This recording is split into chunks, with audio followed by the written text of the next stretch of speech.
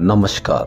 देश और दुनिया की तमाम फटाफट खबरों में आपका स्वागत है। खबरों के लिए आपसे निवेदन कि यदि आपने हमारे चैनल को सब्सक्राइब नहीं किया तो कृपया करके आपके अपने चैनल को सब्सक्राइब कर लें। आप सब्सक्राइब करते हैं तो हमें हिम्मत होती है सही और सच्ची खबरें आप तक पहुंचाने की, वरना मीडिया में किस तरह की खबरें आपको दिखाई जा रही है यह आप भली भांति जानते हैं। तो क्या है आज की बड़ी खबरें।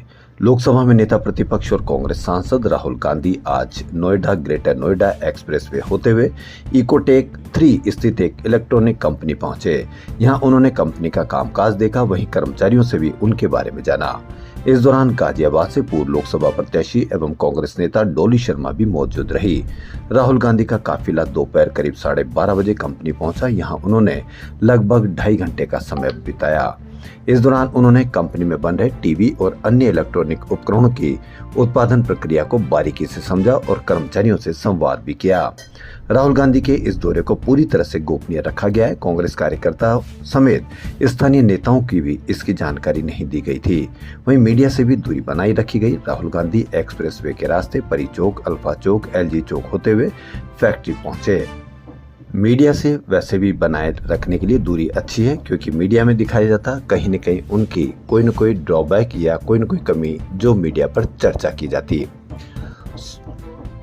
अमेरिका की ओर से यूरोपियन यूनियन और मैक्सिको पर 30% टैरिफ लगाने का ऐलान किया गया। अमेरिकी राष्ट्रपति डोनाल्ड ट्रंप ने शनिवार को अपने सोशल मीडिया प्लेटफॉर्म पर पोस्ट किए गए पत्रों में कहा गया कि यूरोपीय संघ और मैक्सिको दोनों से आयातित वस्तुओं पर 1 अगस्त से 30% अमेरिकी टैरिफ लगेगा। यूरोपीय संघ को उम्मीद थी कि 27 देशों के इस समूह के लिए अमेरिका के साथ एक व्यापक समझौता हो जाएगा, लेकिन ऐसा हुआ नहीं। ट्रंप ने उस पर टैरिफ बम फोड़ दिया। अमेरिका की ओर इससे पहले ही जापान, साउथ कोरिया, कनाडा और ब्राजील सहित कई देशों पर नए टैरिफ लगा दिए गए हैं, जो कि इन देशों पर आगामी 1 अगस्त से लागू होंगे। इससे पहले राष्ट्रपति ट्रंप सभी देशों को 9 जुलाई की डेडलाइन दी थी। मैक्सिको के नेता को लिखे अपने पत्र में ट्रंप ने स्वीकार किया कि मैक्सिको ने अमेरिका में अवैध प्रवासी फेंटेनाइल के प्रभाव को रोकने में मदद की है। हालांकि उन्होंने कहा कि मैक्सिको ने उत्तरी अमेरिका को नार्को तस्करी के मैदान में बदलने से रोकने के लिए पर्याप्त कदम नहीं उठाए हैं। मध्य प्रदेश की सोशल मीडिया इन्फ्लुएंसर लीला साहू ने पक्की सड़कों को लेकर सरकार से मांग की।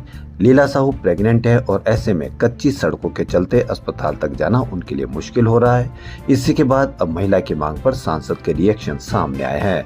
सांसद ने कहा कि डिलीवरी से पहले उठवा लेंगे। इस तरह के बयानबाजी देने पर बवाल मच गया और इनका बयान पर रिएक्शन आने लगे। सांसद ने कहा कि डिलीवरी से पहले उठा लेंगे। इसी के बाद जब उनके इस बयान पर बवाल मचा तो अब उनके सुर बदल गए हैं। उन्होंने कहा कि सड़क बनवा देंगे। मध्य प्रदेश के सीधी जिले के गांव की 8 प्रेग्नेंट महिलाओं ने सोशल मीडिया पर एक बुनियादी जरूरत की मांग की। उन्होंने अस्पतालों तक पहुंचने के लिए सरकार से पक्की सड़क की मांग की। लीला साहू ने 7 और प्रेग्नेंट महिलाओं के साथ वीडियो बनाया। इस वीडियो में उन्होंने सीधे परिवहन मंत्री नितिन गडकरी को टैग किया। हालांकि ऐसा पहली बार नहीं है कि लीला साहू ने पक्की सड़कों के लिए आवाज उठाई हो। सड़क बनवाने के लिए उनको पहल करनी चाहिए, ना कि इस तरह की पहल की डिलीवरी डेट बता दो, हम पहले ही हुट भर लेंगे। भारत और इंग्लैंड के बीच टेस्ट सीरीज का तीसरा मुकाबला लॉर्ड्स स्टेडियम में खेला जा रहा है। आज मुकाबले का तीसरा दिन है। दूसरे सेशन का खेल जारी है। टीम इंडिया ने पहली पारी में 5 विकेट के नुकसान पर 312 रन बना लिए हैं। रविंद्र जडेजा और नीतीश कुमार रेड्डी क्रीज पर। दोनों के बीच 50 पार्टनरशिप हो चुकी है। टीम ने 254 के स्कोर पर 5वां विकेट गंवाया था जब हम ये न्यूज बना रहे थे। खालिस्तानी आतंकी गुरपतवंत सिंह पन्नू ने कॉमेडियन कपिल शर्मा को कनाडा में कैफे खोलने पर धमकी दी है। यह वीडियो किसने जारी किया है इसकी पुष्टि नहीं करते हैं, फिर भी खालिस्तानी आतंकी गुरपतवंत सिंह पन्नू ने कॉमेडियन कपिल शर्मा को कनाडा में कैफे खोलने की धमकी दी है। पन्नू ने वीडियो जारी करके कहा है कि कपिल खुद को हिंदूवादी बताता है, उसके कैफे पर फिर गोलियां चलाई जा सकती है और खालिस्तानी समर्थकों पर आरोप लगाए जा सकते हैं।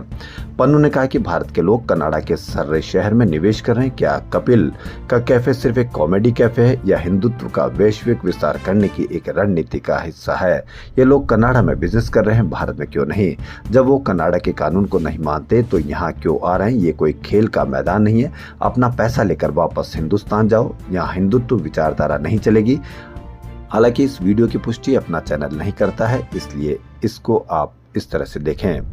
केरल के सामान्य शिक्षा मंत्री वी शिवन कुट्टी ने राज्य के 2 सीबीएसई स्कूलों में गुरु पूर्णिमा पर स्टूडेंट से सेवानिवृत्त शिक्षकों के पैर धुलवाने को निंदनीय और लोकतांत्रिक मूल्यों के खिलाफ बताया। उन्होंने कहा कि इस पर स्कूल प्रबंधन से स्पष्टीकरण मांगा जाएगा। उन्होंने कहा कि सरकार ऐसी घटनाओं को गंभीरता से ले रही है।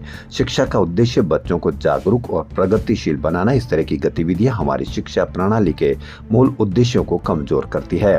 दरअसल कुछ रिपोर्ट्स में बताया गया है कि गुरु पूर्णिमा पर कासरगोड और मावेलिक्कारा में भारतीय विद्या निकेतन प्रबंधन के 2 सीबीएसई स्कूलों में पद पूजा का अनुष्ठान हुआ था। इसके सामने आते ही विवाद बढ़ गया। Student federation of India SFI ने भी कहा कि अनुष्ठान आरएसएस नियंत्रित स्कूलों में किया गया था। बच्चों को सेवानिवृत्त शिक्षकों के पैर धोने के लिए मजबूर करना निंदनीय है। पीएम मोदी ने शनिवार को 16वें रोजगार मेले में 51,000 से ज्यादा युवाओं को जॉब लेटर बांटे। उन्होंने वीडियो कॉन्फ्रेंसिंग के जरिए कहा कि युवाओं का सामर्थ्य हमारे भारत के भविष्य के लिए सबसे बड़ी पूंजी और गारंटी है। हमारी सरकार इस पूंजी को समृद्धि का सूत्र बनाने में जुटी हुई है।